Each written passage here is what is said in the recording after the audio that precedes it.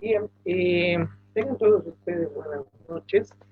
Vamos a comenzar nuestra primera sesión de esto que hemos denominado Cátedra Abierta del Patrimonio Cultural Boliviano.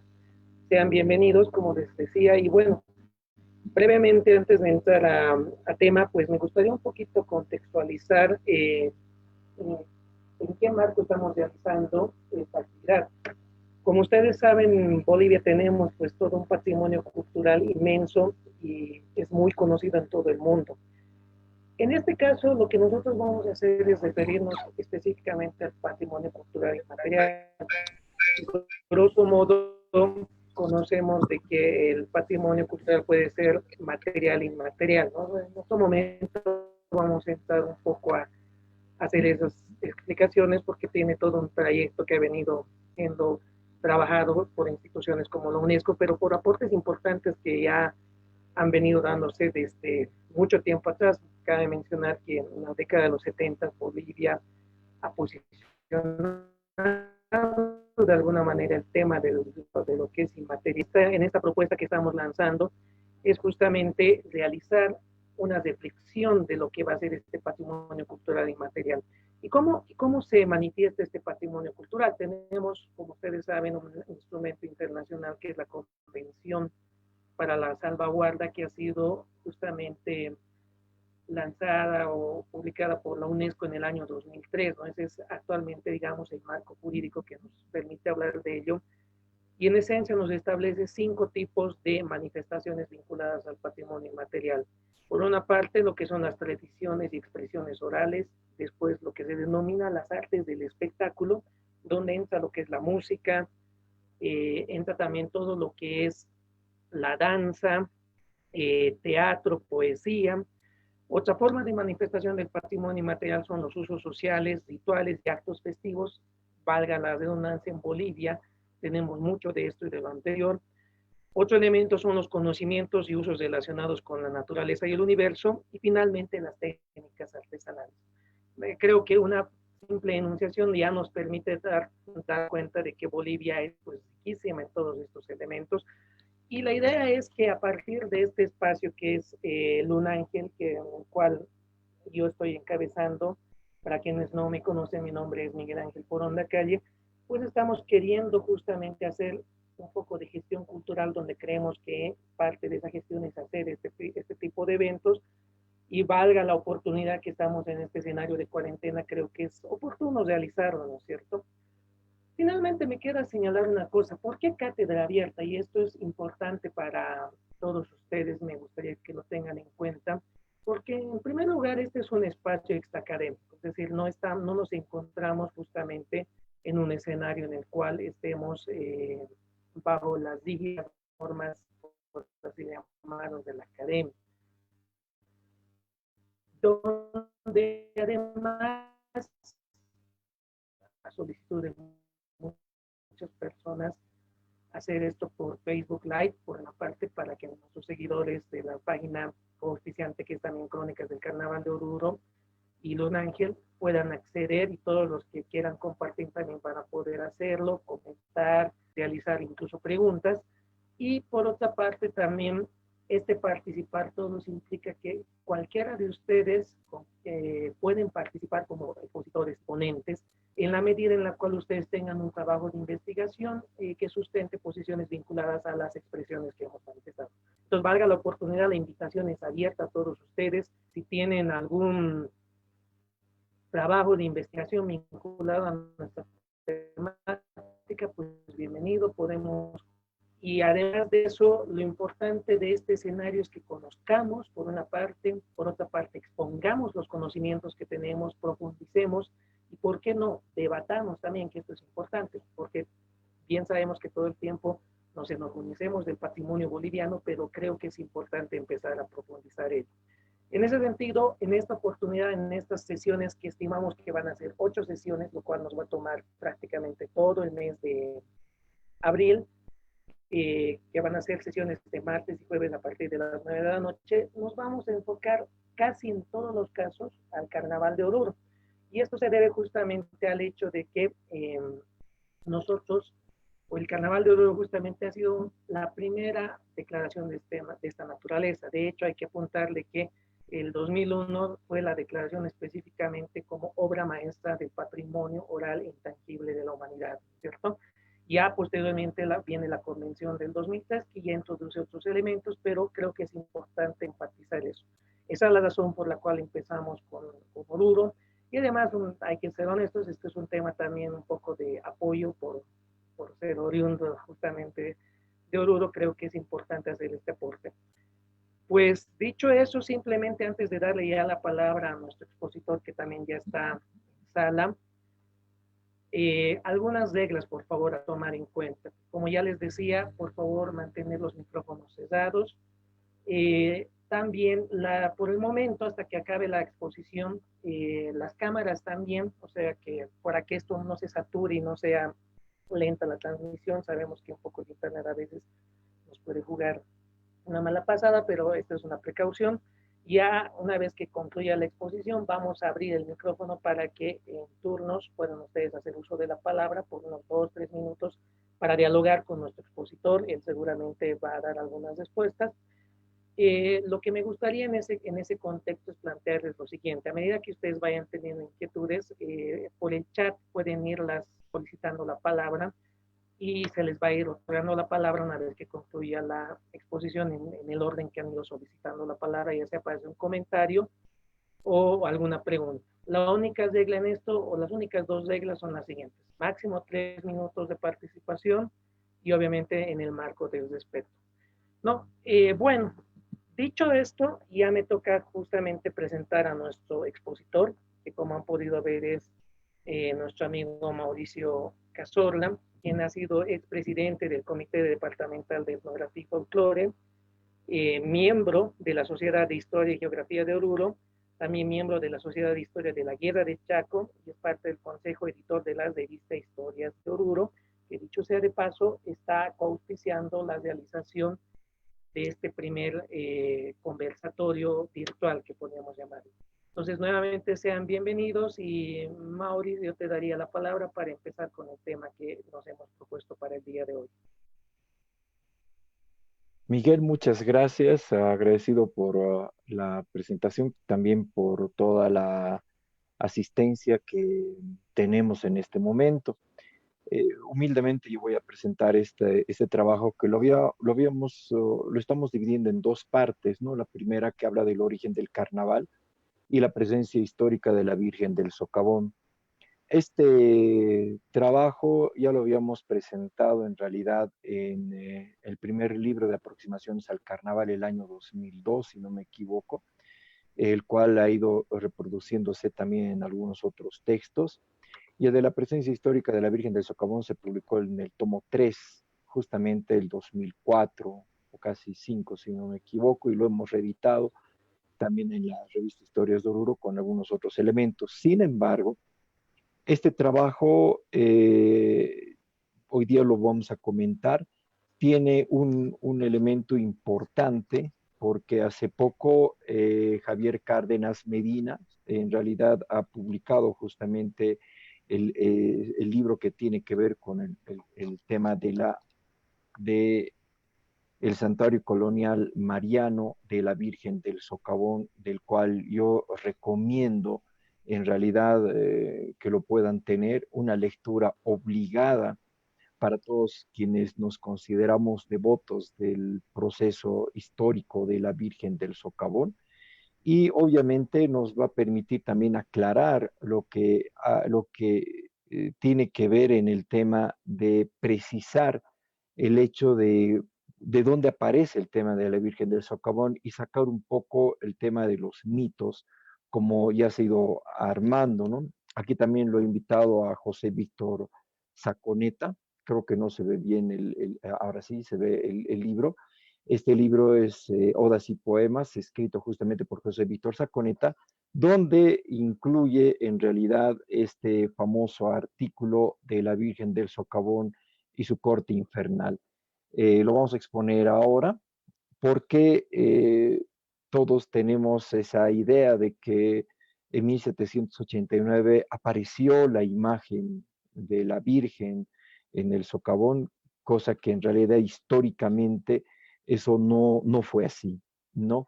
Lo vamos a ir aclarando poco a poco. Y bueno, y entrando en la conferencia para no ser muy ampulosos, voy a desarrollar en realidad esto que estamos queriendo compartir con ustedes. El carnaval de Oruro en sí no aparece en época prehispánica como tal, eso también hay que dejarlo muy en claro. En realidad, yo me he concentrado en este pequeño estudio de lo que es el pueblo de los Urus y toda la geografía de los Urus. Margot Beyersdorf, con los últimos documentos que sacaron de Sevilla y publicado en el libro Drama y Ritual de los Andes, publicado precisamente el año 2003, hace un análisis de todo lo que fue la extensión de los Urus en el altiplano central y un poquito corroborando lo que José Feldman Velarde, después Mario Montaño Aragón, José Hermo Murillo Bacarrez han ido estableciendo por mucho tiempo de que el origen o el espacio geográfico del pueblo de los Urus se extendía en todo lo que es el altiplano central de lo que ahora es el departamento de Oruro, lo que es parte del norte Potosí, parte de una sección de Cochabamba, hablamos de Capinota, Irpa, Irpa, hablamos un poco del sur de La Paz, incluso vamos a referirnos al, ¿cómo se llama? A la desembocadura del río Desaguadero en Taraco, y eso tiene que ver un poco con algo que en La Paz se mantiene. Y obviamente hablamos del sur del Perú y el norte de Chile. Entonces, ese es el espacio geográfico. ¿Por qué lo estamos mencionando? Porque en realidad este espacio geográfico en realidad nos permite entender varias cosas, ¿no? Porque eh, aquí lo citamos a don Alberto Guerra Gutiérrez en el famoso libro El tío de la mina, que también es de una lectura obligada para todos que queremos entender el tema de la, de la mitología uru inclusive. Aquí Alberto Guerra hace una descripción realmente muy interesante de lo que es el dios sagrado para los urus, de lo que es la vicuña, la huicuña. Y para Alberto Guerra Gutiérrez, por ejemplo, la derivación de este nombre en lengua uru es justamente el huaricato, que es un dios protector, que de acuerdo a lo que se ha ido estudiando antropológicamente, esta festividad del dios Huaricato se lo realizaba en actividades propias que tenían que ver con la cosecha como una especie de gratitud a lo que es la tierra, la devolución de todos los productos que se iban cosechando. Entonces, digamos, es un elemento sumamente importante porque el animal sagrado para los urus precisamente viene a ser la vicuña.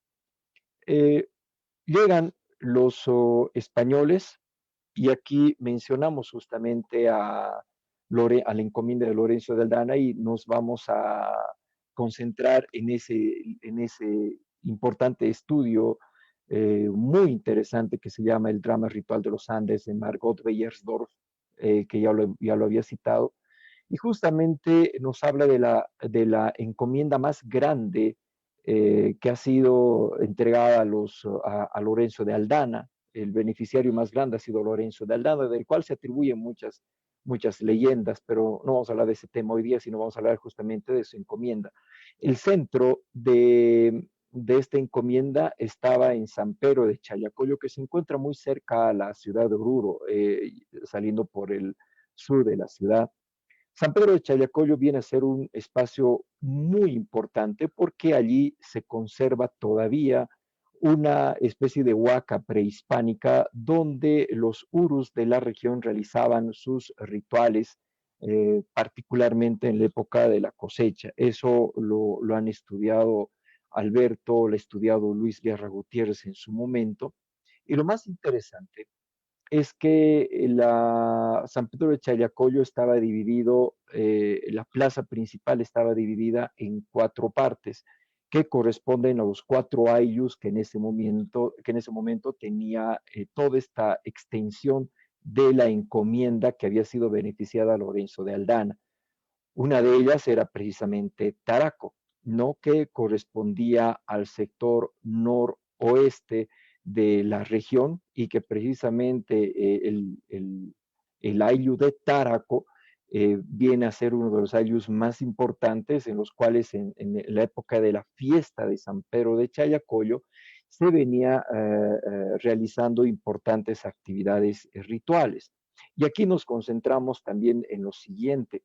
En estas actividades rituales, particularmente en la fiesta de San Pedro de Challacoyo, se han encontrado, y lo vamos a ver un poquito más adelante, se han encontrado los 10 libros del cura Carlos Felipe Beltrán, editados entre 1868-69, incluyendo el 1872, que nos muestra que en San Pedro de Challacoyo se realizaba en realidad toda una serie de actos rituales importantes. Inicialmente se realizaba basado en lo que era el relato de los incas, del cual hasta hace algunos años todavía veíamos en la Avenida Cívica, se podía ver el drama, el teatro en vivo, se podría llamar así, en el atrio de la iglesia de San Pedro de Challacoyo, de lo que era esa rivalidad entre Huáscar y Atahualpa. La segunda parte tenía que ver con el martirio de Atahualpa después de que se convierte al cristianismo y es bautizado con el nombre de Juan. Pero después de eso se incluye otro relato interesante que tiene que ver con los 7 pecados capitales, los autos sacramentales que fueron traídos de Europa, particularmente de España. En España son es muy importante esta actividad de los autos sacramentales y que se va extendiendo en América. Estos autos sacramentales para Corpus Christi se realizaba en San Francisco Yaré de Venezuela, en Chiapas, en México, en Panamá, en Colombia, en Argentina, en Chile y en muchas otras partes, ¿no? Incluyendo lo que es el Cusco y otra parte del Perú. Estos autos sacramentales de los 7 pecados capitales también está en el libro de Arsaer Sorsú y Vela, donde justamente nos relata este tipo de acontecimientos que eran sumamente importantes para el cabildo en ese tiempo. Y el otro relato que lo hemos encontrado y que vamos a tratar de reivindicarlo en realidad y que no está publicado, sino está en este libro del cura Carlos Felipe Beltrán, es un relato bastante interesante y que nos hace entender por qué los chunchus, inicialmente será el nombre, aparecen en el Carnaval de Oruro. Nosotros hemos estudiado en realidad eh, algunos estudiosos que decían que los tobas o los chunchus eran para mostrarnos que la extensión del territorio del Inca llegaba hasta el Chaco o hasta el oriente, cosa que en realidad no fue así, porque en realidad el relato que ha sido recopilado por Carlos Felipe Beltrán nos muestra de que en realidad el relato se llama Los chunchos que se convierten y los chiriguanos que se convertirán. Es un relato hablado en quechua, donde nos muestra en realidad esa dificultad que tenían los indígenas para poder convertirse al cristianismo. Y quería mostrar a los indígenas, particularmente a los urus de esta región, que habían indios bárbaros que no se podían convertir. Entonces, esta secuencia de relatos que va desde Huáscar, Atahualpa, hasta lo que es los chunchus que se convierten en los chiriguanos que se convertirán, nos muestra justamente una manera de adoctrinar a los indígenas en la región del altiplano y mostrar justamente a partir de este tipo de situaciones de que el cristianismo iba a llegar o estaba llegando de alguna manera a convertir a todos los indígenas en este proceso. Los relatos antiguos corresponden de manera oral desde el siglo XVI, o sea, estamos hablando antes de la fundación de Oruro. Entonces, eso nos hace entender que en realidad San Pedro de Challacollo viene a constituir un espacio importante para lo que es justamente este proceso. Esta fotografía es justamente de una de estas comunidades del área rural que desarrollaban todavía estos relatos de los cuales yo ya les he ido comentando, ¿no? Entonces vamos a ir avanzando para llegar justamente a estas costumbres que los españoles nos traen, ¿no? Hay mucha investigación sobre el origen del carnaval, de las carnes tolendas o el carnae tolendae, que en realidad es una fiesta pagana desde el siglo VIII del cristianismo, donde se permitía desde el punto de vista eh, podríamos decir religioso, ciertas, ciertas acciones de exabrupto humano y personal para luego entrar en un proceso de contrición y arrepentimiento antes de la cuaresma con el miércoles de ceniza. Estos 3 días eran sumamente importantes porque esto permitía cierta licencia también para poder realizar otro tipo de acciones en las comunidades. Para eso también los españoles hemos heredado de ellos no solo las carnes tolendas, sino también el Corpus Christi, que es una fiesta importante, a la cual ya he hecho referencia San Pedro de Challacollo, la Navidad, la Semana Santa y otro tipo de acciones sumamente importantes, ¿no? Y de ahí viene justamente el tema de los 7 pecados capitales y la presencia del Arcángel Miguel, que viene de estos autos sacramentales traídos de España, adaptados al contexto del altiplano, adaptados a nuestro entorno geográfico y que se han difundido en gran parte del continente americano. No solamente había en Oruro, por eso hay que sí particularizarlo, sino que también se extendía en casi todo el continente americano porque el Corpus Christi se celebraba en todo el continente. De ahí que vamos ya al tema de lo que es la ermita del Socavón. Y justamente yo voy a citar el trabajo de Javier Cárdenas Medina porque encontramos un tema interesante en su libro del cual yo ya les he hecho la referencia, este libro que lo pueden conseguir aquí en Oruro, en la editorial Don Bosco. Es un libro realmente revelador que nos está aclarando muchas cosas. En este tema vamos a hablar de lo que es el famoso Chiru, porque José Víctor Saconeta nos cuenta de Anselmo Belarmino, que fue el bandido que se alojó en una de las cuevas del Cerro Pie de Gallo y cuando fue auxiliado en realidad después de que el papá de Sebastián Achoquiamo lo afectó mortalmente, él fue auxiliado en el Hospital San Juan de Dios, en el antiguo Hospital San Juan de Dios de la calle Junín, y la gente fue a su morada y ahí encontró justamente la pintura de la Virgen de la Candelaria, siendo de que él se había confesado y diciendo que él era devoto de la Virgen del Socavón. En realidad, esta es una construcción literaria que José Víctor Saconeta nos hace en 1925 para contar un poco las leyendas que de manera oral y de generación en generación se iban transmitiendo. Esta construcción literaria muy hermosa y muy linda que todavía es parte de nuestro acervo cultural local, tiene varios vacíos históricos y es justamente lo que nuestro investigador, que fue presidente de la Sociedad de Historia y Geografía, Javier Cárdenas Medina, nos ha venido justamente a orientar.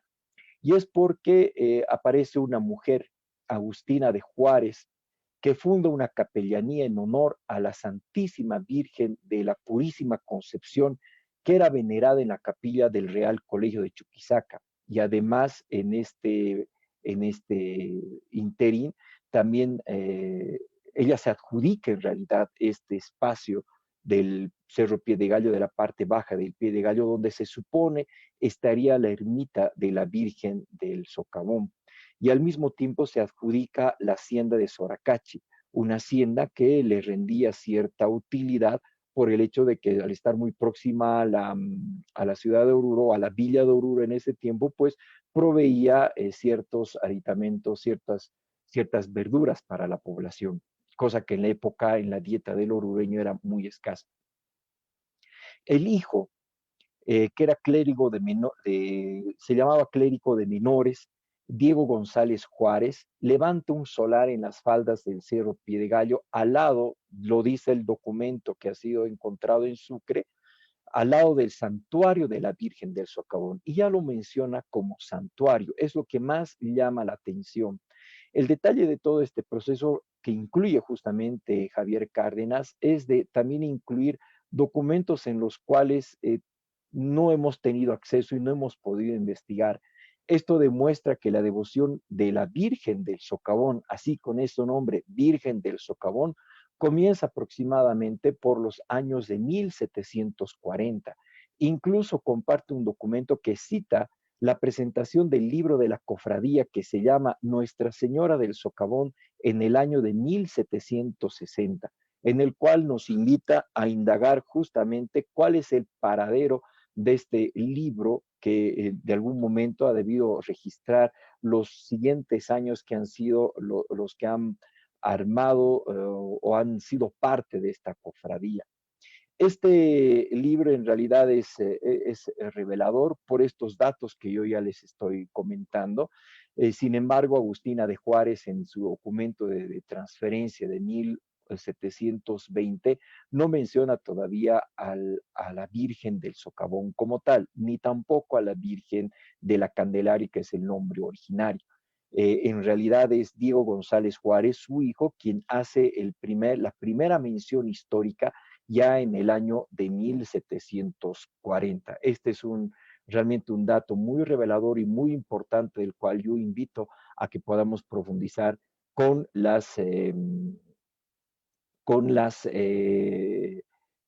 los documentos originales que Javier Cárdenas ha podido encontrar en el archivo de Sucre.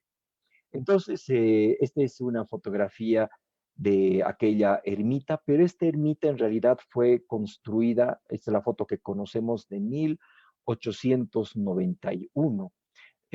Tenemos un dato histórico interesante donde el regimiento Avaroa, que estaba acantonado en Oruro después de la Guerra del Pacífico, en realidad fue la encargada de acopiar las piedras para la construcción de esta ermita. Si nosotros podemos apreciar, no tiene el campanario porque el campanario recién fue construido en 1918 y simplemente tiene una espadaña externa con 3 campanas que podemos ver.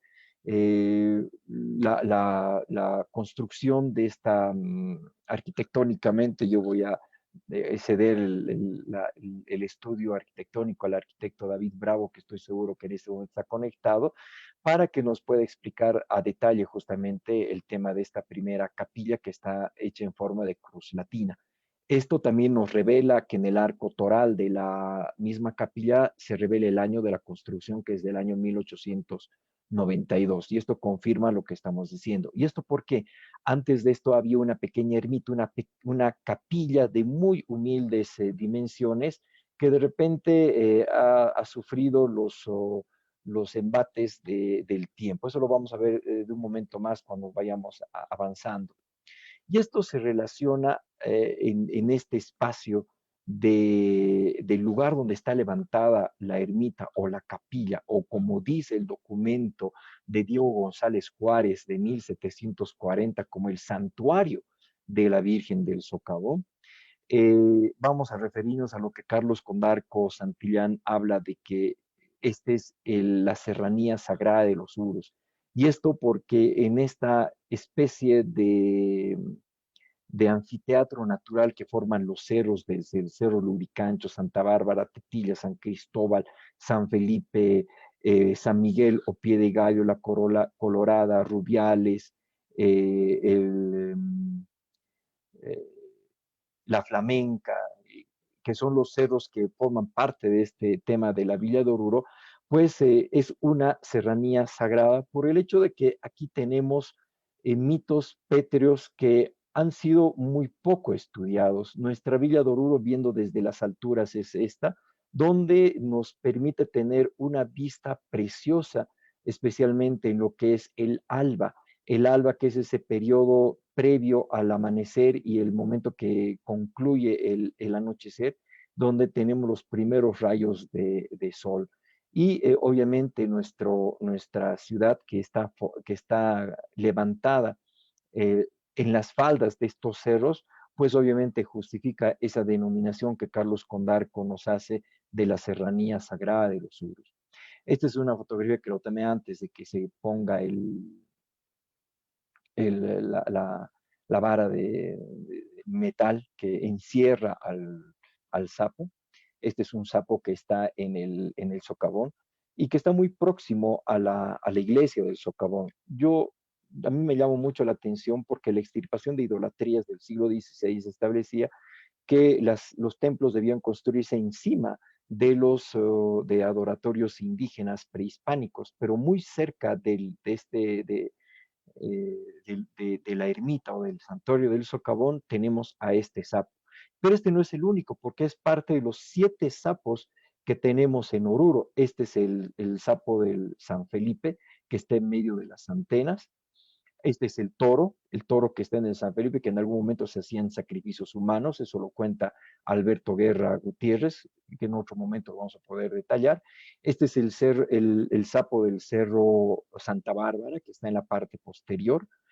Este es el sapo del Cerro de la Tetilla, que lamentablemente ha sido alterado porque se ha construido, hay una pequeña construcción que depende del teleférico y lamentablemente esto pues ha sido afectado. Esto casualmente ha sido el 2014, justo el año donde ha habido el tema de la pasarela. No quiero crear especulación, pero puede que tenga cierta relación. Ya avanzando en el siglo XVIII, en el mismo siglo de los documentos de Agustina de Juárez, este es el cuadro colonial que nos muestra en realidad las invasiones indígenas en 1781. Este cuadro fue pintado en el año 1900 y tiene algunos anacronismos, porque en la colonia todavía no había, o en el siglo XVIII, mejor dicho, no había todavía la fortaleza que está en la parte inferior de este cuadro. Pero tenemos elementos que llaman mucho la atención, como la capilla de Santa Bárbara, actualmente desaparecida. La patrona de esta capilla, que es Santa Bárbara, está actualmente en la capilla de la Virgen del Carmen, muy cerca del Hospital General, ¿no? Y vemos en la parte superior lo que fue la ermita, ¿no? Y aquí está lo que decíamos de los otros hechos. El carnaval de 1783 reviste un tema muy importante porque en ese carnaval, si hemos estudiado el tema de la revolución del 10 de febrero, vamos a entender de que ese carnaval se lanzan, en esos 3 días se lanzan eh, pasquines que se hacen la burla del corregidor Ramón Durrutia, que se escapa a Cochabamba y que los criollos de alguna manera tratan de mostrar un poco ese su descontento con las acciones de Ramón de Urrutia, ¿no? Y los 12 pares de Francia, que era una comparsa que había en el carnaval en 1783, pues ahí estaban incluidos los hermanos Rodríguez, estaba uno de los Herrera, estaban varias otras personas que fueron protagonistas de la Revolución del 10 de febrero. Y además, un hecho interesante, que en la noche, o perdón, en la tarde del 10 de febrero de 1781, pues Jacinto Rodríguez ensilla su mula y se va hacia la capilla del Socavón para prenderle velas a la Virgen, como lo dicen los documentos de la época, y se va a su mina de Todos Santos en el Cerro de Rubiales. Y eso demuestra que Jacinto Rodríguez no estaba en la noche sangrienta del 10 de febrero de 1781, pero podemos confirmar históricamente que la capilla ya tenía devotos importantes, no solo para los indígenas que estaban en la ranchería de San Miguel, porque había otra ranchería, sino que también los españoles y criollos también le tenían una fuerte devoción a la Virgen de la Candelaria, o conocida ya en la época como la Virgen del Socavón. Y aquí hablamos de la supuesta aparición de la Virgen de 1789, del documento del libro, en realidad, de odas y poemas de José Víctor Saconeta, de quien lo tenemos en este momento, y que en esa su leyenda muy hermosa de la Virgen del Socavón y su corte infernal nos cuenta de una manera literaria muy linda lo que pudo haber sido el inicio de la devoción de la Virgen del Socavón, cosa que en realidad todo eso históricamente ya se ha aclarado y se ha superado, y últimamente con el documento de Javier Cárdenas Medina también estaríamos aclarando y superando este otro aspecto. ¿No? Esto es parte de la leyenda y obviamente el mito interesante, ¿no? De la presencia de la Virgen de la Candelaria que lo auxilia a Anselmo Belarmino, también al famoso Minanina, ¿no? Entonces, esta imagen en realidad ya estaba en el Cerro de San Miguel ya desde 1740, documentalmente demostrado, ¿no? Pero el lugar también, porque había un socavón, el Cerro de San Miguel tenía 3 socavones, y uno de los socavones justamente era el principal, al cual los mineros en el siglo XVIII y siglo XIX la conocían como el socavón de la Virgen, pero por esa inversión gramatical ideológica al lugar llegan a conocer como la Virgen del Socavón. Él es el cura Carlos Felipe Beltrán, que publicó justamente estos 10 libros que tiene la antología Quechua Aymara, tiene los relatos que yo ya les he comentado, incluyendo el relato de Huáscar, Atahualpa, los chunchus que se convierten, los chiriguanos que se convertirán, que es un relato, como les digo, que hasta la actualidad se lo desconoce por completo, y vamos a hacer un pequeño estudio para poderlo compartir posteriormente. ¿No? Y él es justamente José Vito Saconeta, que tiene el mérito en realidad de haber recopilado esta leyenda importante cuando en ese tiempo, en 1925, las actividades populares, como decíamos, del pueblo, estaban concentradas en un sector de la población, porque el carnaval propiamente dicho y urbano era diferente al cual conocemos actualmente. El carnaval comenzaba el día domingo, lunes y martes con fiestas, con desfile de comparsas, con carrozas, con todo lo demás. Y obviamente las actividades populares, como nosotros decimos, iban por un costado, algunas veces entrando por la plaza principal, pero acudiendo a la capilla de la Virgen del Socavón por esta licencia que tenían justamente en ese tiempo. Recordemos que el 12 de febrero es la fiesta de la Virgen, pero como caía muy cerca del feriado del carnaval, los propietarios de las minas en ese sector, aproximadamente a finales del siglo XIX, piden el traslado de la fiesta de la Virgen de la Candelaria al sábado antes del carnaval, por no tener muchos feriados discontinuos en el mes. Por eso es que nosotros celebramos la fiesta de la Virgen de la Candelaria el sábado antes del carnaval. El carnaval propiamente dicho comienza el domingo hasta el día martes antes del miércoles de ceniza. Por eso está bien de que el día sábado nosotros nos vayamos a referir como una fiesta religiosa. Luego nos vamos al siglo XIX y vuelvo a mencionar el tema del relato de los 7 pecados capitales, eh, recopilados por el cura Felipe Montealegre en la novena de la Virgen del Socavón a principios del siglo XIX. Esta novena todavía la conservamos, la hemos difundido y eso ha servido de base justamente para lo que ha sido el relato de los 7 pecados capitales. Esta es una imagen de Oruro de más o menos 1780 y podemos ver cómo era la ciudad en ese tiempo. No, ese relato de Monte Alegre ha servido para la interpretación de los autos sacramentales o del relato de los 7 pecados capitales en la comparsa de diablos que había en ese tiempo. Y los diablos no aparecen con los mañazos en 1904. Ya habían diablos anteriormente y eso lo vamos a mostrar de un momento más. Esta es la capilla del socavón en la pintura que yo les había mencionado, completamente diferente a lo que nosotros conocemos actualmente, ¿no? Esta es una pintura que aparece en un libro de principios del siglo XX y que Javier Cárdenas Medina hace una representación en base a una litografía que está en este libro en blanco y negro. Y Javier Cárdenas Medina pues manda a hacer la imagen en la cual vemos a José Manuel de Goyoneche en la parte inferior como devoto de la Virgen del Socavón. Este realmente es un cuadro muy excepcional porque podemos ver que no era propio de la devoción de indígenas o de mineros como se creía, sino también era propia la devoción de los españoles, criollos y también mestizos que vivían en la villa. Si Goyoneche se hizo pintar en Oruro, porque recordemos que ha estado en Oruro hasta 1800, a mediados de 1813, porque fungía como alcalde inclusive en la villa de Oruro, pues obviamente ha tenido que tener un paso importante en su desarrollo por las acciones que ha tenido en la ciudad y obviamente ha solicitado la representación en un cuadro para poder rendir este tema de devoción particular.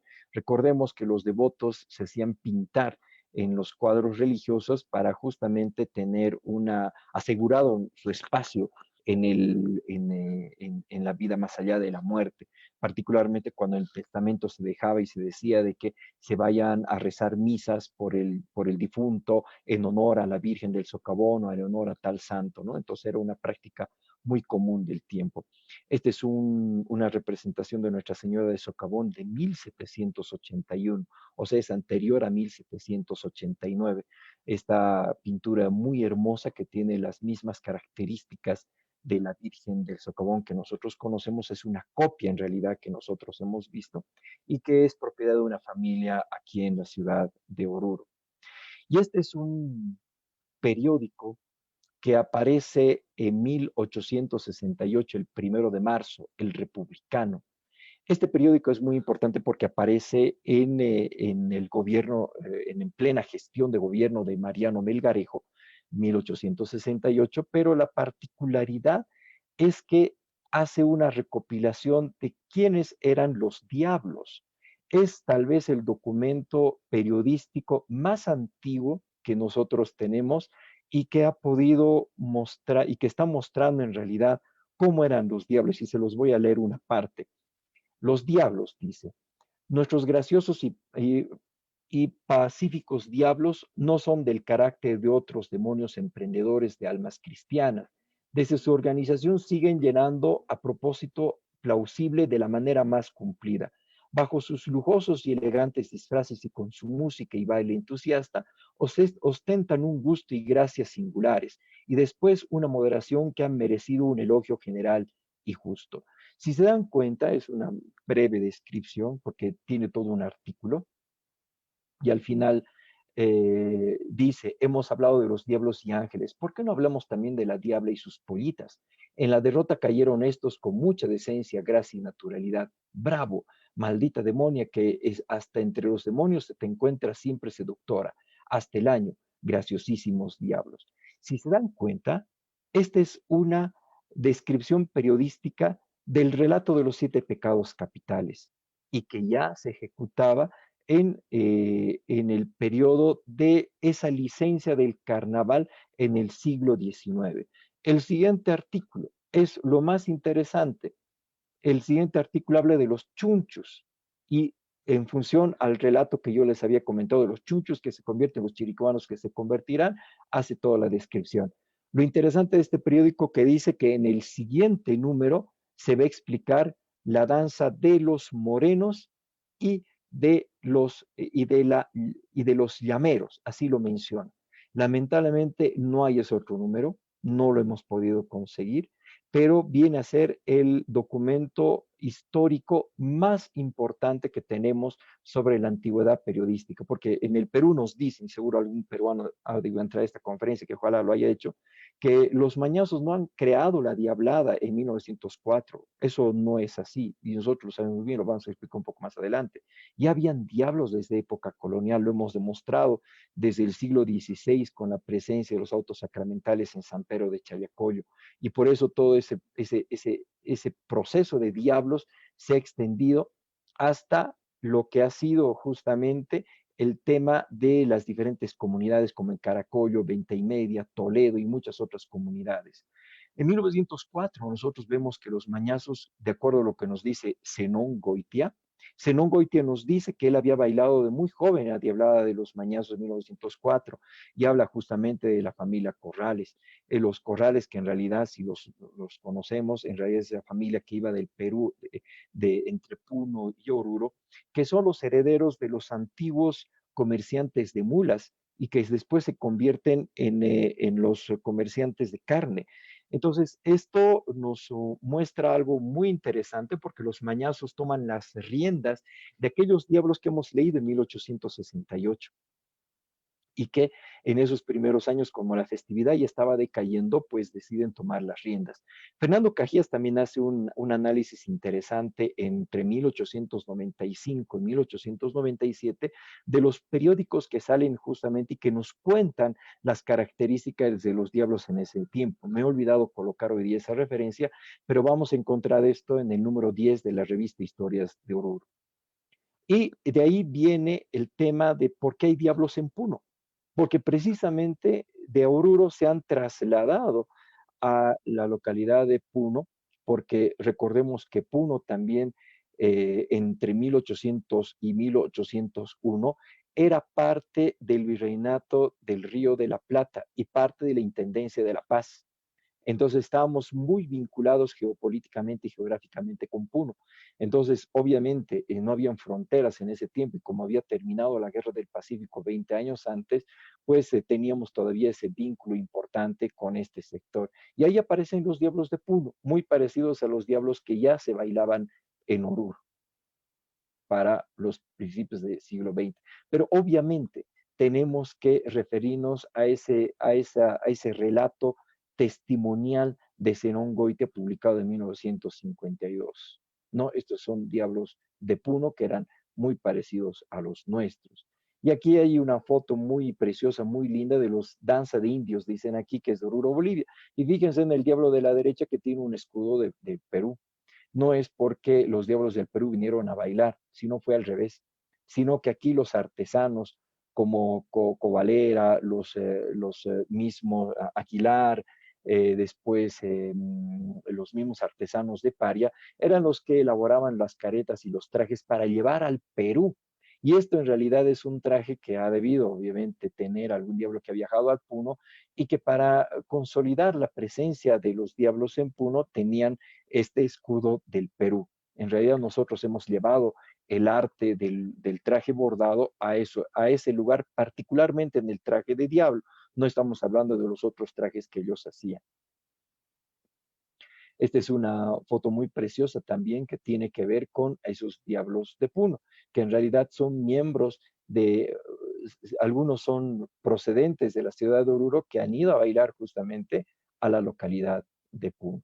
Esta es la foto que yo les había mostrado al principio, donde vemos diablos y morenos. Y aquí me voy a detener un poco porque en realidad estamos hablando el tema de los morenos de Taraco. que en La Paz mantiene muy fuerte el tema de la danza de la morenada de Taraco, cuando en realidad Taraco era parte de esta extensión de los Urus y además era parte de uno de los 4 ayllus de San Pedro de Chayacoyo. Por eso es que algo que me olvidaba decir, que en estos relatos que hemos encontrado, también se ha encontrado el relato de los otros, o sea, el extranjero, el otro.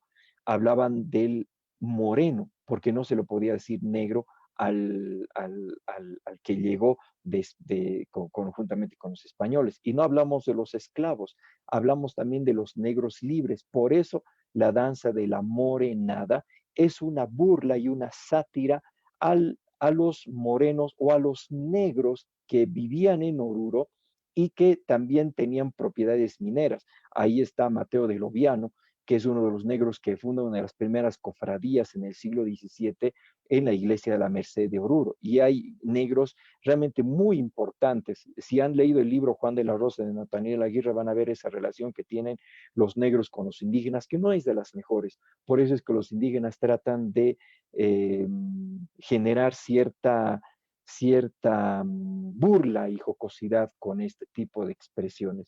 Y al medio vamos a ver justamente a la chachi, al caporal, al moreno y a la chachi blanco, al dueño de las propiedades mineras, del cual el negro era capataz, pero no era el negro esclavo solamente, sino era el negro que reunía a los indígenas de las comunidades.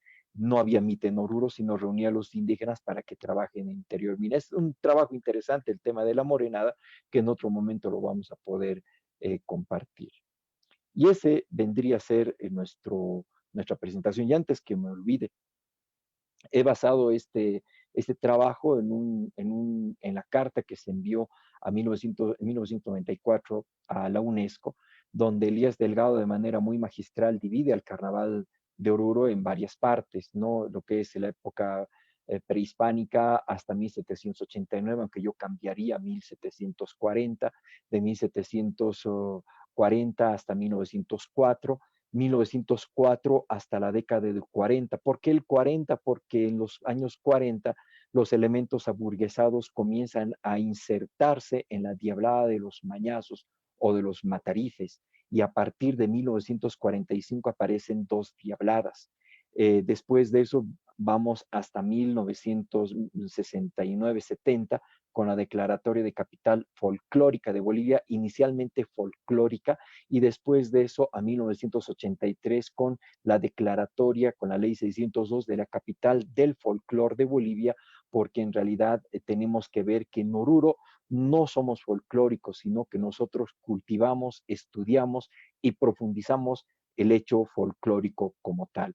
Y de ahí hasta la declaratoria de la UNESCO del 18 de mayo del año 2001, que la declaratoria de la UNESCO reconoce al Carnaval de Oruro, que no solamente son estos 3 días, sino todo viene desde ese proceso después de Todos Santos, lo que son las veladas, lo que son estas actividades que les he ido mencionando, hasta después del carnaval, y que son parte justamente de este conjunto de tradiciones y costumbres, el cual la UNESCO ha declarado como obra maestra del patrimonio oral e intangible de la humanidad, y que ya desde el año 57 Oruro ha ido solicitando a la UNESCO justamente una declaratoria, un reconocimiento para evitar las transgresiones o las apropiaciones indebidas que ya en los años 60 se ha ido mostrando. Eso es parte de otro tema que en otro momento de repente lo vamos a ir mostrando. Agradezco el espacio y disculpen el haberme extendido en el tiempo que se me ha asignado. Muchas gracias. Muchas gracias, Mauricio. Realmente una exposición muy brillante. Pues, a ver, yo hay creo que diferentes puntos que has ido resaltando, ¿no? Y me gustaría solamente a manera de, antes de dar pie a que pasen nuestros asistentes de comentarios o preguntas, redondear algunas ideas que me han llamado mucho la atención. ¿No? La primera es esta relación entre el mito y la historia, que definitivamente en algún punto se ha ido obviamente construyendo toda una trama en base a la parte mítica, ¿no es cierto? Se conoce el tema del mito de las plagas, Chiru, Nina Nina, pero como bien has resaltado tú, más allá de este elemento que es muy importante y que le da ese misticismo también a todo lo que viene a ser el carnaval de Oruro, existe un trasfondo histórico que a veces nos ayuda a entender de mejor manera, ¿no? Ha citado eh, propiamente el trabajo de Javier Cárdenas Medina como un referente importante que nos puede dar mayores luces más allá del mito. Entonces, este es un elemento que me parece fundamental resaltarlo y tener en cuenta siempre en el proceso investigativo. Otro elemento que me parece importante es este tema de la devoción a la Virgen del Socavón, ¿no? Eh, y también creo que hay que resaltarlo, como en algún punto se manifestaba o se creía, esta devoción se ha iniciado ya mucho más antes de, en los años 1700, como tú señalabas, pero también lo que hay que destacar es que la veneración a la Virgen del Socavón no está únicamente vinculada a la clase popular o a lo que más específicamente a los indígenas. Claramente nos han mostrado unos cuadros que vinculan también a otro tipo de esferas de la sociedad que tenían ese culto hacia la Virgen del Socavón. Entonces, esto es un dato importante. Entonces, habrá que preguntarnos ahí, por ejemplo, cuál es el momento que se engrana este culto mediante la danza, con las clases que son más allá de clases populares, ¿no? Y ahí dejo en puntos suspensivos una pregunta que no sé si sale en algún momento, es si bien nos indicabas que la referencia como Virgen en Socavón aparece en 1740, según lo que tengo apuntado, pues básicamente cuando hablamos de la Virgen en Socavón hay algunos elementos de que es la Virgen de la Candelaria y tal vez, no sé si nos puedes aclarar un poco este aspecto, ¿no? Respecto a qué específicamente cuál era el denominativo inicial que se tenía esta vocación. Eh, y otro elemento igual fundamental para cesar esta parte de un poco redondear, me parece importante el elemento que ha señalado, ¿no? O sea, conocemos como un hito importante 1904 con lo que es, muchos dicen que es la fundación, pero otros dicen la reorganización de la danza de diablos, con lo que hoy conocemos como la Diablada de los Mañazos o Mataripes, ¿no? Sin embargo, como nos has mostrado evidencias de diferente latitud, es pues que esto es mucho más anterior a 1904. Y este creo que es un dato importante para el debate fundamentalmente de lo que viene a ser respecto al momento de la aparición de la diablada como tal, como la conocemos, sin desconocer que existan otras danzas de diablos en otras latitudes. Eso no, creo que no está en discusión, pero la diablada como la conocemos, como es parte de la declaratoria de Oruro, creo que tiene una historia que está encadenada a lo que ha pasado antes de 1904. Incluso ahí creo que es importante engranar otro elemento fundamental, la relación con el auto sacramental también que hacías referencia, que ya tiene igual una data también interesante, ¿no? O sea, es igual antes de la República, estamos hablando del auto sacramental que se ha escrito y que se ha venido representando. Entonces, yo se daría eso, lo dejo como apunte, digamos, y bueno, ya en su momento, si lo que te iba manifestando, te agradecería si nos puedes dar alguna explicación, pero estoy viendo aquí que tenemos ya algunas preguntas.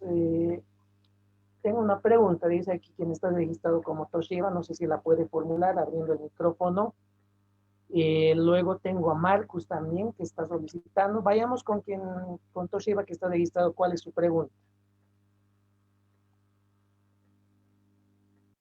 Si puede abrir el micrófono, por favor, y ahí podemos ya escuchar.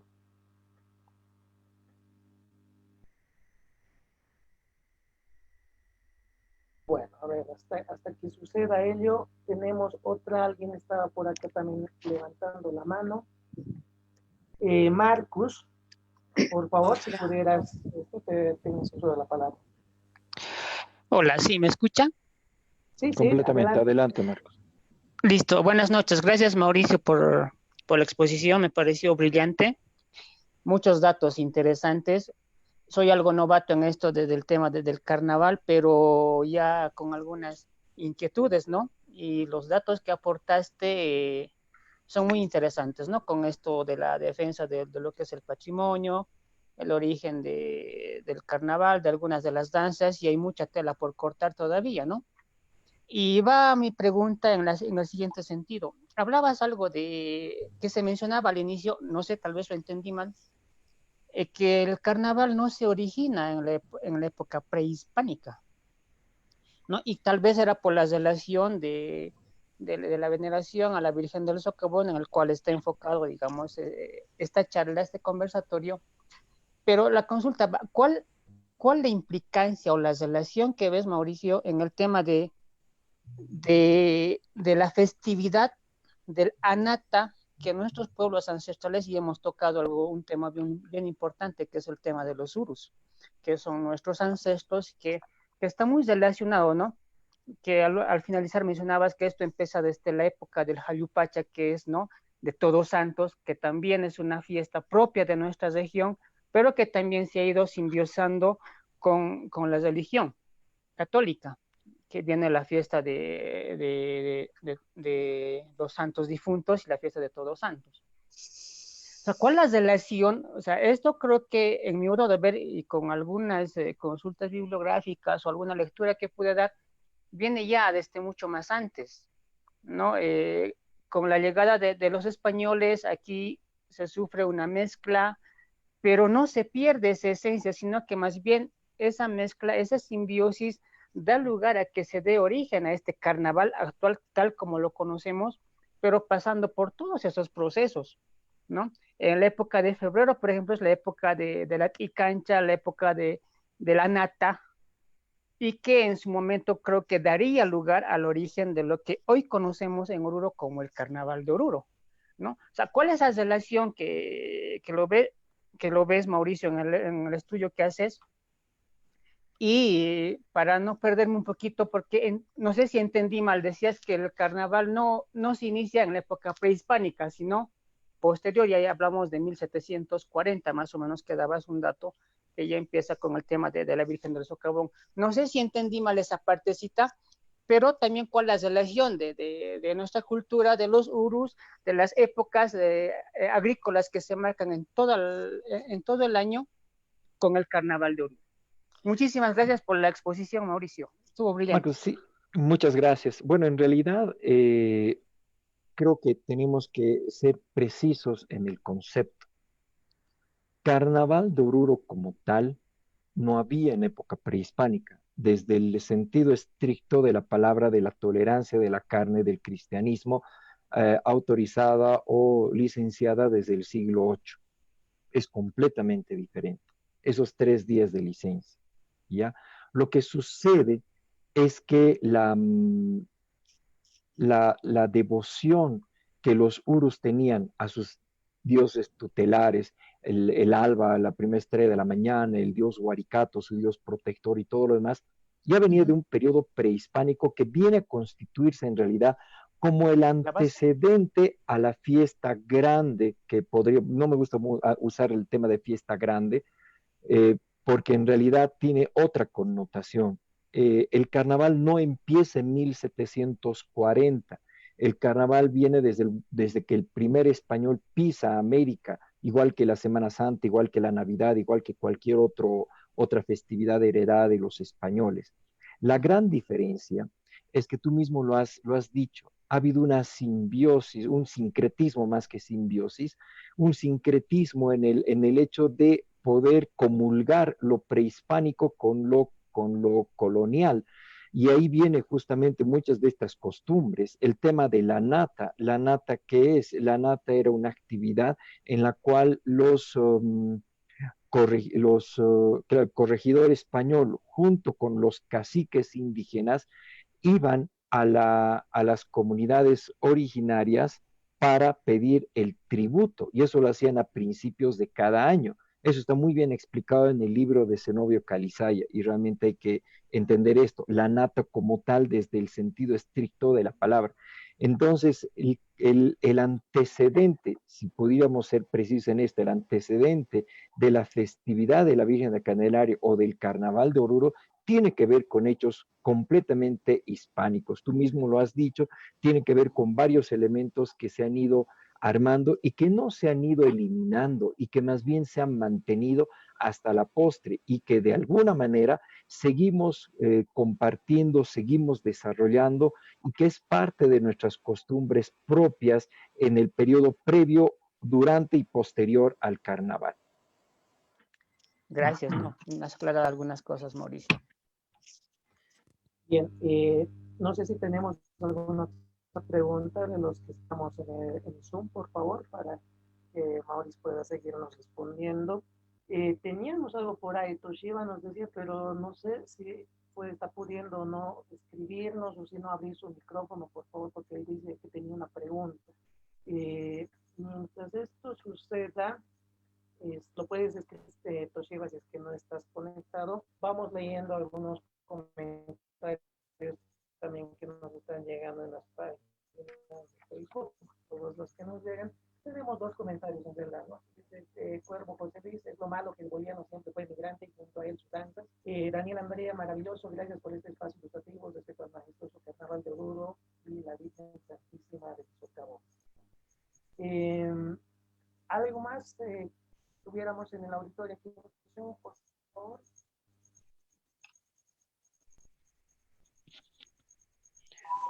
Miguel, para no dejar suelta la pregunta que me hiciste, quería compartir el documento que habla de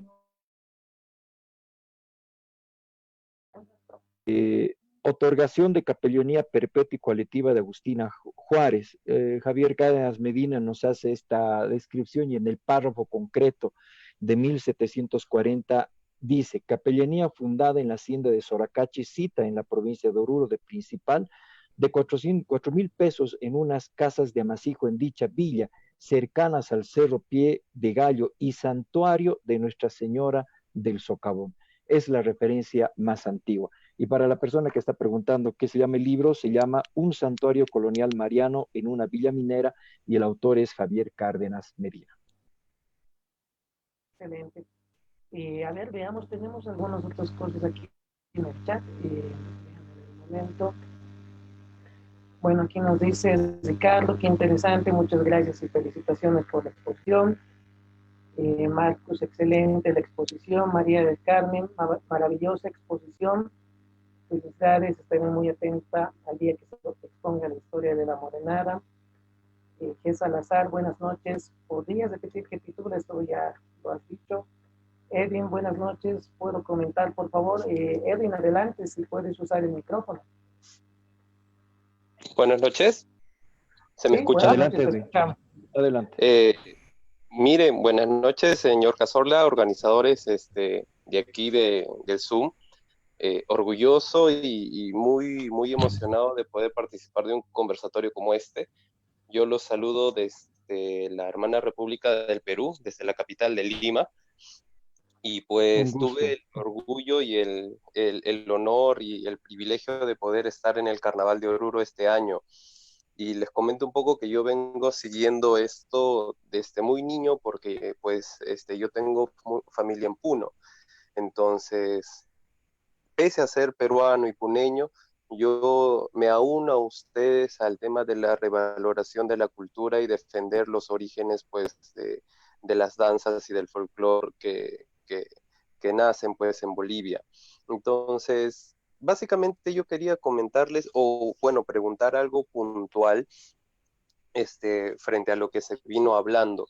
Es al tema del partecita se comentó del origen de la morenada que pues los negros es una danza de una sátira de los negros, ¿no?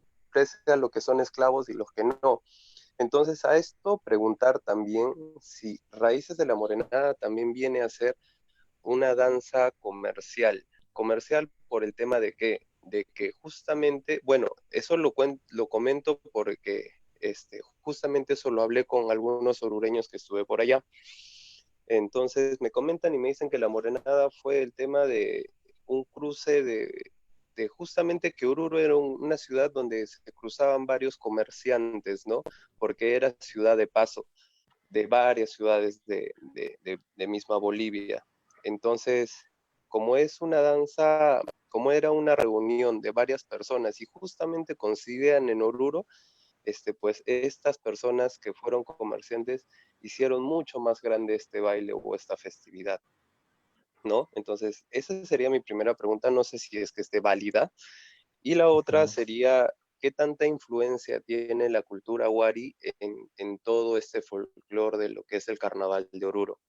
Bueno, esas dos preguntas y una vez más, muchas gracias por poder hacer este tipo de eventos. Felicito y pues toda mi admiración para ustedes, hermanos bolivianos. Gracias, Edwin. Edwin, muchas gracias. Bueno, en realidad hubiera querido tener un poco más de tiempo para hablar del tema de la morenada. La morenada, desde el momento que se hace vigente, entre comillas, en el siglo XX, es a partir de la presencia de grupos comerciales, en este caso los cocanis de Humala del departamento de La Paz.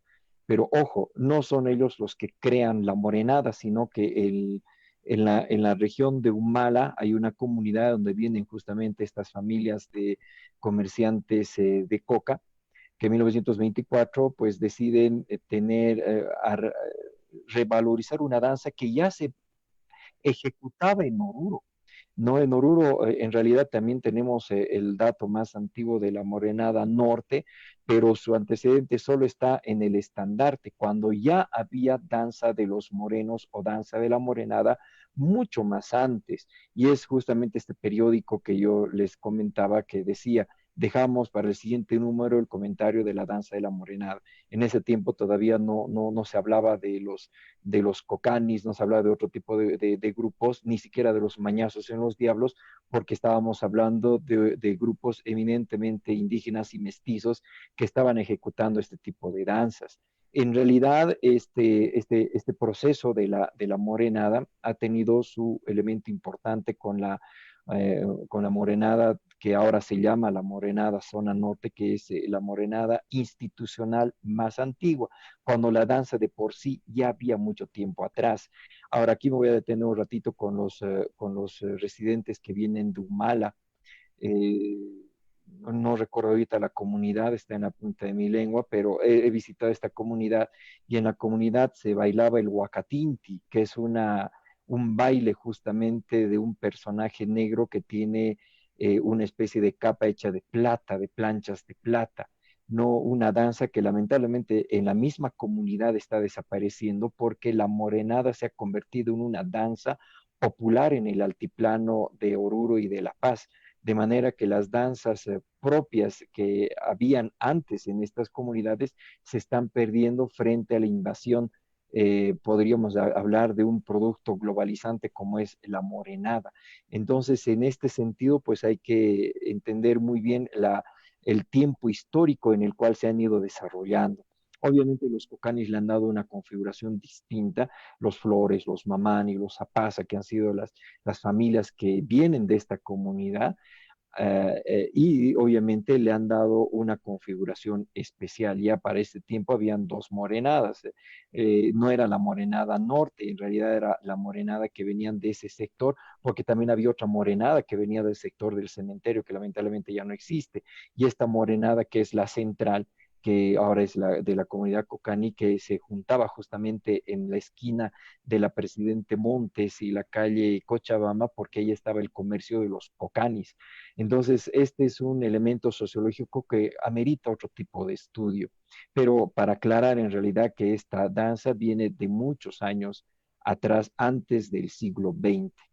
Y el tema de la cultura wari, te estás refiriendo a la cultura wari del Perú, estoy suponiendo. La cultura wari en realidad es una cultura que viene en el sector oriental de la República del Perú, que de alguna manera ha tenido también influencia en el altiplano central. Todavía no está muy bien estudiada el tipo de influencia, y yo remito a los antropólogos para que podamos entender justamente esta vinculación con la cultura wari del Perú. Listo, muchas gracias, qué amable. Un saludo, Edwin. A ver, también entonces tenemos algunos comentarios Villa más. Cairiri, sí, tiene razón Diego. Villa Cairiri es la comunidad de Humala donde vienen los cocanis. Gracias, Diego Echeverri. Hola, Diego tengo también está una haciendo, pregunta. ¿no? Trabajo. Sí, adelante. Bueno, Muy buenas noches. Quería agradecerle primero a Miguel. Creo que estas son las instancias que culturalmente nos ayudan a crecer mucho respecto a nuestra cultura. Eh, el siguiente comentario, yo estoy haciendo un trabajo actualmente en Sora Sora y también hay muchos vestigios de la Diablada dentro de esta población. Incluso se tiene una calle llamada la La calle Supaycalle. de la Supaycalle, y donde se asentaban muchos bordadores y las fiestas en esta población eran, bueno, son 25 fiestas anuales que podían tal vez ser una parte del origen de toda la tradición festiva del departamento. No sé si tiene alguna relación, Mauricio, y millón de gracias. Qué linda exposición. Felicidades. Completamente, Patri, muchas gracias por la aclaración. Si es que es tanta información que a veces no se puede concentrar en uno solo. Cuando hemos hecho la visita a Sorasora, y tú te debes acordar, hay un camino de una senda que conecta Sorasora con San Pedro de Challacollo. Y esta senda nos demuestra en realidad, habría que hacer algún estudio arqueológico, nos demuestra precisamente de que uno de los cuatro ayllus era el ayllu de Sora, de San Pedro de Challacollo. Entonces, obviamente, hasta el momento, hasta mediados del siglo XIX, en realidad los cuatro ayllus de San Pedro de Challacollo todavía confluían en la plaza principal y se levantaban los famosos altares en las cuatro esquinas de la plaza. En muchas comunidades todavía, como San Pedro de Condo, todavía se hacían este tipo de prácticas de los cuatro ayllus. Estos altares que están en las fotografías antiguas en Sorasora y también en San Pedro de Challacollo eran encargadas a cada uno de los cuatro ayllus, y cada ayllu estaba encargado de realizar una mm, de los rituales que se realizaban cada año. Por ejemplo, ¿no? Ahorita no tengo el libro a la mano, me levanto y no van a ver nada si les muestro, pero el ayllu de Sora estaba a cargo justamente del ritual de los 7 pecados capitales. El otro ayllu de Taraco estaba a cargo de la danza de los morenos o de la morenada. De ahí que viene justamente este tema de vincular Taraco con los cuatro ayllus de San Pedro de Challacollo. Sora Sora es uno de los ayllus más importantes porque ahí tenemos dos postas que conducen entre Oruro y Potosí, que una es la posta de Sora Sora y la otra es la posta de Venta y Media. Y hasta hace pocos años también en Venta y Media se realizaban también las actividades de los autos sacramentales con la danza de la Diablada. Y en toda esa región de lo que fue el antiguo ayllu de los Sora, que pertenecía a San Pedro de Challacollo, vamos a encontrar justamente expresiones de danza de la Diablada. Gracias, Muy Nori. bien, muchas gracias. Gracias. Creo que nuestro amigo Iván también nos estaba solicitando hacer alguna pregunta. Iván, estás por ahí con tu micrófono, puedes habilitarlo. Muy buenas noches. No, Adelante, profe Iván, te escuchamos. Casola, Mauricio Casola, sí, con mucho cariño, muy excelente la exposición, ¿no? Con los datos históricos. Y no pregunta, ¿no? Sino una como consulta. Con estos nuevos datos históricos y datos históricos que usted siempre recaba y da a conocer, esto de los diablos morenos y el carnaval en sí que existía antes, ¿no? De 1904. Eso más que todo, dar a conocer, ¿no? A toda la población, y más que todos los bailarines, ¿no? Porque la mayoría de los bailarines dicen 1904, 1913, 1904, 1913, nosotros hemos sido primeros, y siempre manejan eso, ¿no? Pero esto de antes, somos pocas las personas que sabemos, ¿no? Más que todo el bailarín, ¿no? Que la mayoría de los bailarines en un 100%, un 60% creo que viene por fe, ¿no? El otro porcentaje no sé por qué bailará, ¿no? Pero dar a conocer, ¿no? Más que todos esos datos y muchas felicidades, ¿no? Por la exposición y nuevamente felicitarle por su gran trayectoria y carrera, ¿no? Eso nomás. Gracias. Gracias, Iván. Efectivamente, tienes toda la razón. No depende en realidad de, no sé, difundir este tipo de cosas, sino también de que nosotros mismos estar en este espacio como este, no solamente escuchándome a mí, sino escuchando a otras personas que han realizado investigaciones interesantes. Yo lo he citado hoy día a Javier Cárdenas Medina porque este libro lo ha presentado hace poco, casualmente antes de la cuarentena. Entonces, es realmente revelador, es importante. Están también los escritos de Augusto Beltrán Heredia, que han sido reeditados también hace casi unos 15 años atrás. Está el libro de Julia Elena Fortún, La danza de los diablos. O sea, tenemos varias alternativas, pero el problema de nosotros es que no estamos haciendo una lectura de todo este tipo de situaciones.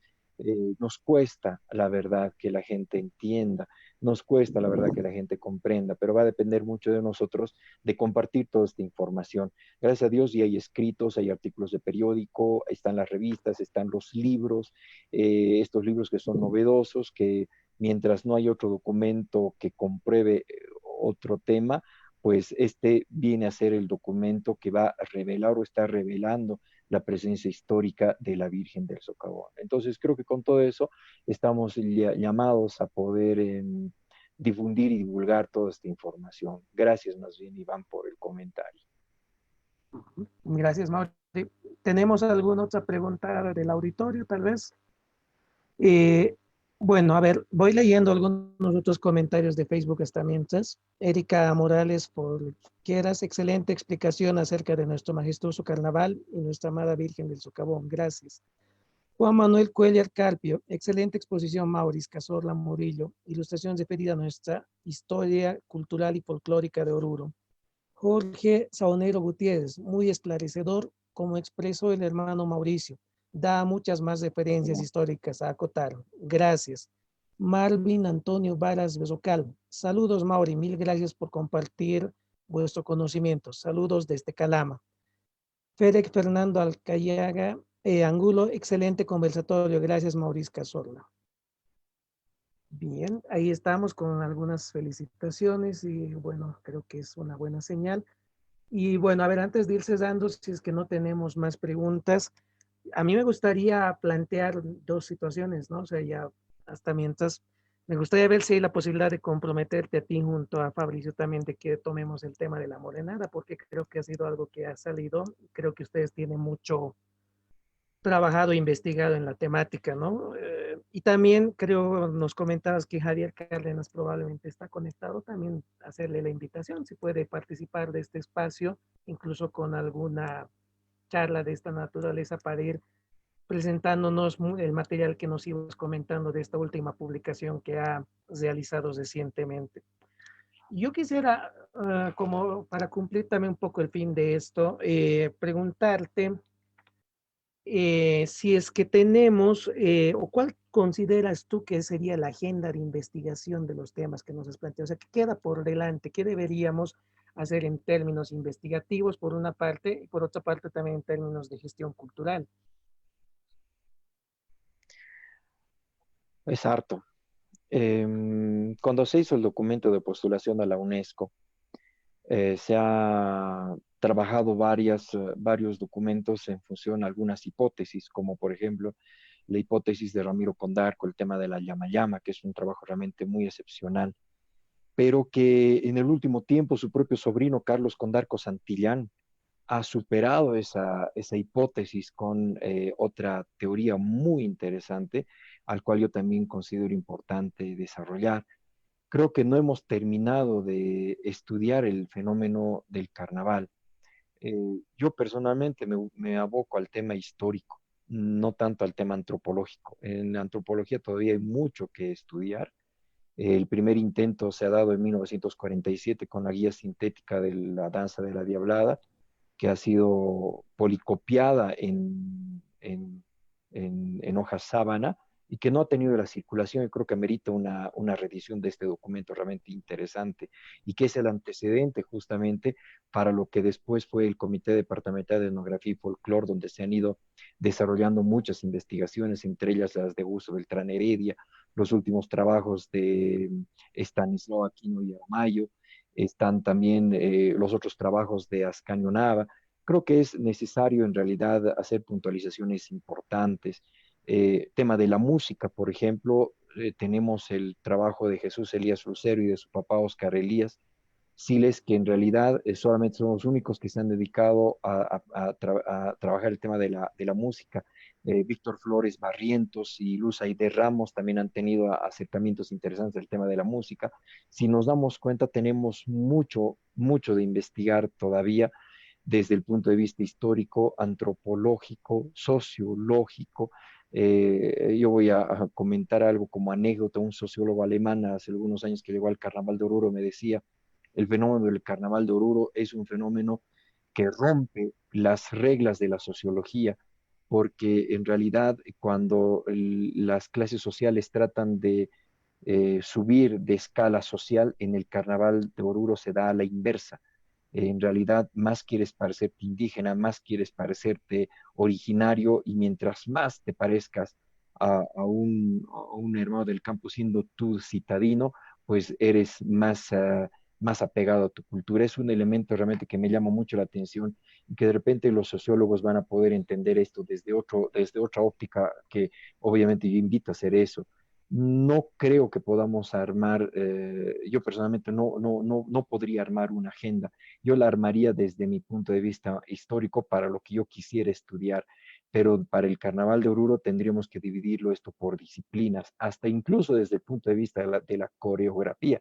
Es un tema interesante que nos permitiría también entender cómo ha ido evolucionando el tema de los pasos en el Carnaval de Oruro, que es un tema que todavía no se lo he estudiado, el tema de la indumentaria, que recién en los últimos 20 años, 30 años se han dedicado a darle una explicación forzada a ciertos elementos que en realidad no tienen ninguna explicación, sino más bien corresponde a un proceso natural y evolutivo de los trajes del carnaval.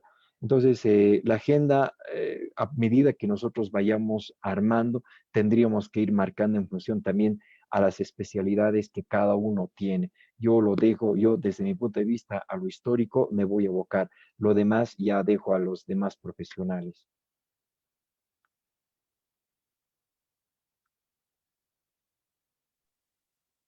Está en silencio tu micrófono, Miguel. Ya, ahora sí. Ahora sí. Te decía, alguien nos está pidiendo uso de la palabra, pero se me ha volado el chat. Paola, Paola Ramos dice. Sí, Paola, adelante, por favor, te escuchamos. Bueno, muy buenas noches. No soy Paola. Mi nombre es Jimmy Calla Montoya. Paola es mi pareja que está justo acá al frente. Lo estaba escribiendo desde mi celular, pero lastimosamente no he podido conectar desde mi celular, o mejor dicho, hacer la pregunta desde mi celular. Tengo dos preguntas. Una, espero que tenga un delay.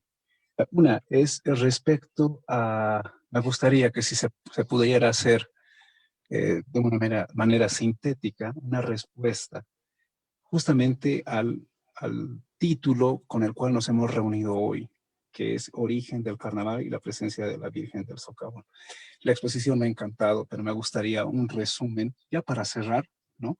Y tal vez si nos podrías, o por lo menos a mi persona, ayudar como fuente un libro para que yo pueda justamente leer, ¿no? En base a todo lo que ha sido este título por el cual nos hemos reunido. Lo segundo, aunque sé que va a haber creo que una segunda invitación para tu persona, es respecto a qué opinas respecto al libro que tiene Freddy Luis Maidana, que es donde indica, ¿no?, en su título también Taracucuna de la Morenada.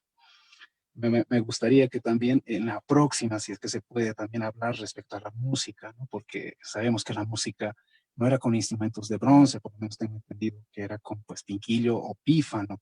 Entonces, ver eso, pero lo que más me ha un poquito llamado la atención ha sido el hecho de los cuatro bailos y por qué la relevancia, en este caso, de Taraco, ¿no? Son muchas preguntas al final las que estoy haciendo, pero me he quedado con justamente todas esas curiosidades y que espero puedas responderme y para la próxima reunión que haya, tocar este punto que creo que es muy importante. Y bueno, muchísimas gracias por escucharme. Miguel, ¿me das unos 2 segundos? Voy a traer el librito en cuestión. Voy leyendo unos comentarios hasta mientras que tú vuelvas, Mauri. A ver, aquí tenemos el comentario de Alejandro Sport. Buenas noches, una pregunta para Maurice. ¿Cuál fue el papel que jugó el pueblo de Paria en este tema de la Diablada? No sé si tenemos ahí, si nos estás escuchando, Mauri, pero ya tenemos otra pregunta más. Mientras tanto, hasta que Mauricio vuelva, pues, ¿estás ahí, Mauri? Sí, aquí estoy. Lo siento mucho, es que fui a buscar el libro y me acabo de Ya, acordar no te que lo preocupes. presté. Así que voy a tratar de acordar. Bueno, voy a tal vez sistematizar el tema del origen. Yo voy a compartir un poquito lo que Elías Delgado ya lo escribió en esa carta famosa de 1994 dirigida a Federico Mayor, que era el secretario general de la UNESCO, donde divide justamente el Carnaval de Oruro en 5 periodos. Es una síntesis en realidad de lo que es el tema del carnaval dividido cronológicamente.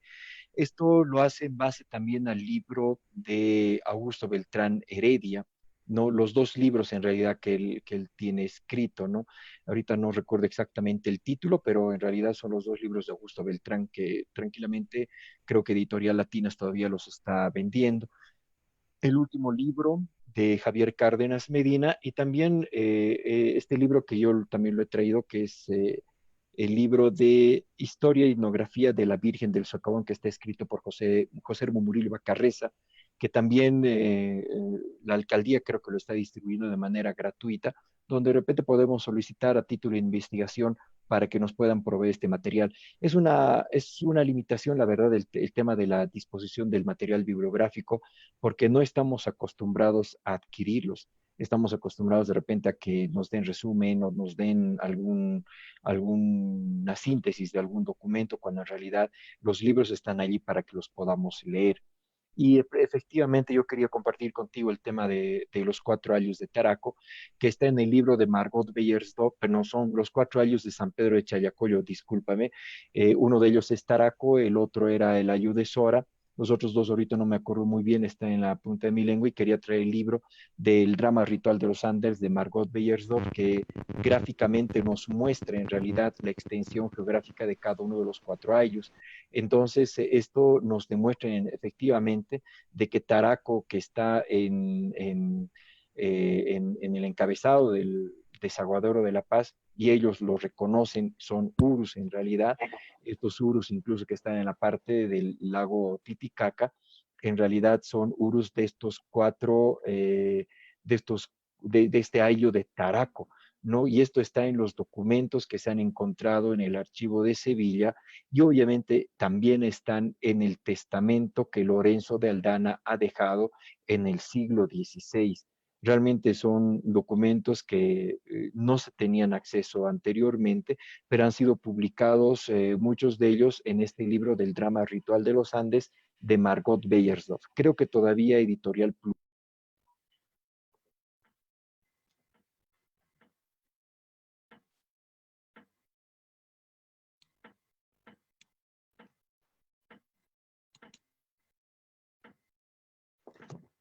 Mauri, estás sin micrófono.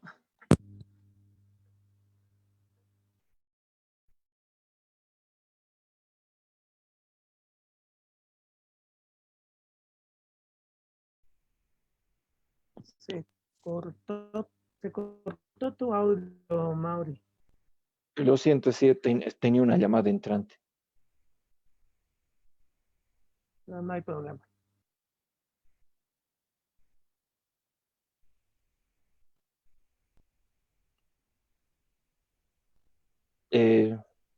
No sé si hay algo más.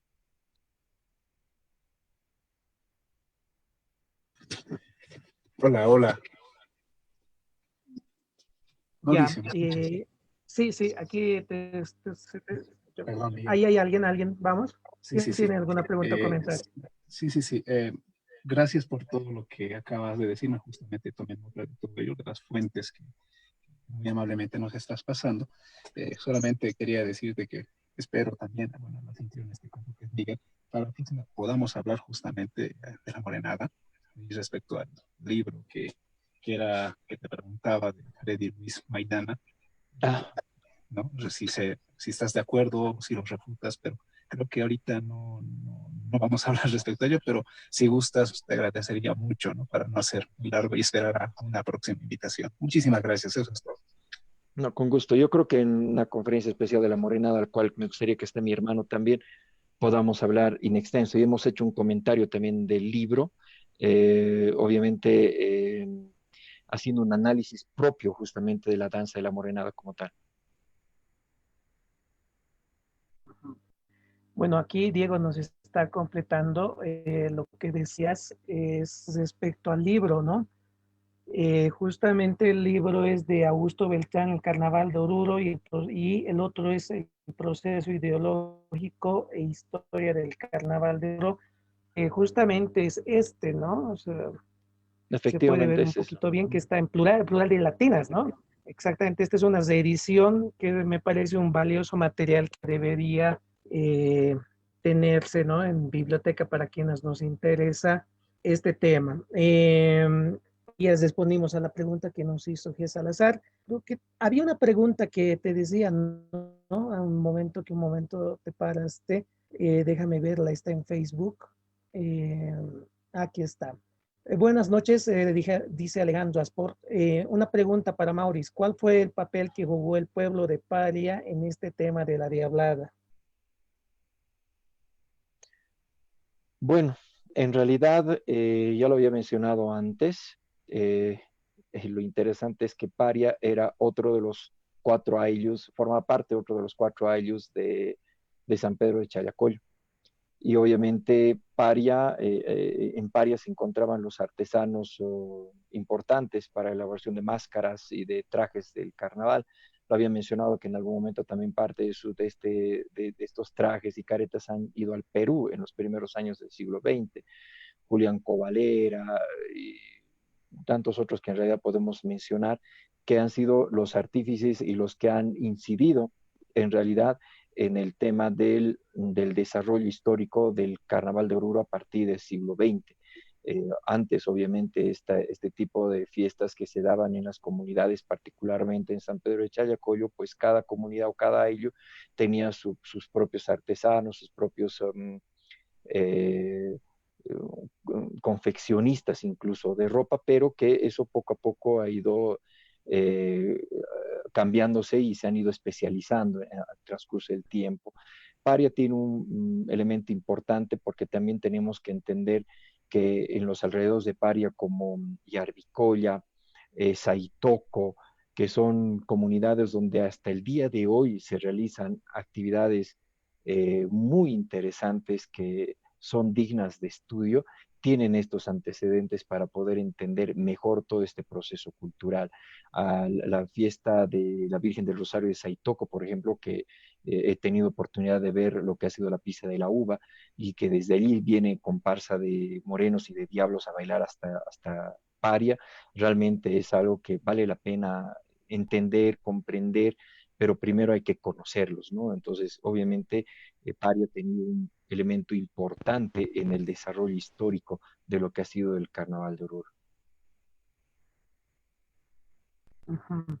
Excelente, Mauri. Bueno, ya para ir cerrando, creo que ya no tenemos más preguntas. Bueno, a pesar de que nos has citado el libro de la investigación que nos has hecho referencia, creo que vale la pena también, ya te lo decía cuando hablábamos internamente, citar uno de tus trabajos, ¿no? Que me parece bien importante, que justo se publicó en Historias de Oruro, que este es el número 29, ¿no? Donde ahí nuestro amigo Maurice publica un artículo que titula La Virgen del Socavón en la historia. Y creo que también para aquellos que están interesados pueden revisarlo junto al material que ya tú nos has venido sugiriendo anteriormente, Javier Cárdenas, ¿no? Bueno, no me queda más que agradecerles a todos. Creo que no tenemos más. Déjame dar una última revisada. Sí, no tenemos ya nada en Facebook. Querido Mauri, agradecerte en primer lugar. Creo que ha sido, como siempre, una brillante exposición. Me gustaría ver, como te decía anteriormente, creo que en eso vamos a coincidir todos, y podemos comprometerte con Fabri a que más adelante veamos el tema de la morenada, que creo que también hay mucho que hablar ahí, por una parte, y pues también expresarles, ¿no?, nuestra satisfacción porque hemos llegado al grupo con unas sobre las 30 personas, nos han hecho seguimiento también en la Facebook de diferentes latitudes y un buen número de personas. Agradecerles a todos los que nos están siguiendo. Y creo que es muy importante, ¿no?, lo que está sucediendo. Tenemos personas de diferentes latitudes, no solamente de Bolivia, sino de países, amigos, vecinos, que es importante. Es importante porque de esta manera creo que estamos empezando a poner, a conocer, a difundir muchas cosas que a veces, como tú decías, si bien están escritas, muchas personas no las conocen por diferentes motivos. Y creo que esta es una forma de hacerlo, ¿no? No sé si tienes algo más para cerrar, querido Mauri, antes de acabar. No, más bien agradecido, Miguel, por el espacio, agradecido con toda la gente que se ha conectado, que ha sido parte de esto, agradezco también las preguntas y comentarios. Voy a tratar de responder vía Facebook a las preguntas también que han hecho que de repente no hemos alcanzado a hacerlas. Y bueno, invitarles a que a esta iniciativa que ha tenido Miguel podamos hacerla también más amplia, genérica, para que toda la gente pueda también conectarse y puedan también aprender un poco más de este proceso. Yo tengo la suerte en realidad de que no soy el único en este tema, sino hay muchos otros, como está mismo Miguel, está Jesús Elías, está Diego Echevers. Hay varias personas que realmente últimamente hemos estado haciendo, nos hemos dedicado a este tipo de situaciones y que creo que merita el tener un espacio como este para poder compartir lo poco que de repente hemos podido estudiar. Súper. Gracias, querido Mauri. Entonces, bueno, nos queda simplemente agradecerte nuevamente, también por la brillante exposición que has realizado, a todos los que han estado presentes. Y bueno, invitarles para la siguiente charla, que la vamos a tener en el mismo horario, en el mismo formato para el siguiente jueves, y que justamente mencionabas, ¿no? Nuestro amigo Diego Chévez nos va a acompañar en oportunidad con el tema de fotografía y patrimonio inmaterial del Carnaval de Oruro, que creo que va a ser igual una charla muy exquisita y deliciosa, porque Diego nos va a presentar un material muy interesante que va a dar cuenta también de haciendo lo que ha sido el proceso histórico del Carnaval de Oruro. Y pues nada, invitarles nuevamente a todos ustedes a que nos sigan el jueves a las 9. Y bueno, cualquier sugerencia o comentario para ir mejorando está bienvenida. Y nuevamente, ¿no?, reiterar la invitación, si es que alguno de los participantes tiene algún trabajo de investigación en la temática que estamos viendo en esta oportunidad, pues invitados para que podamos coordinar igual de hacer una presentación. Nuevamente, gracias, querido Mauri, también a Historias de Oruro, que ha estado en este caso apoyándonos juntos para hacer este emprendimiento, y Crónicas del Carnaval de Oruro. Entonces sería eso. Gracias a todos, un abrazo, buenas noches, y pues será hasta el día jueves, donde esperamos tenerlos a todos ustedes y a más personas desde luego. Gracias, un abrazo.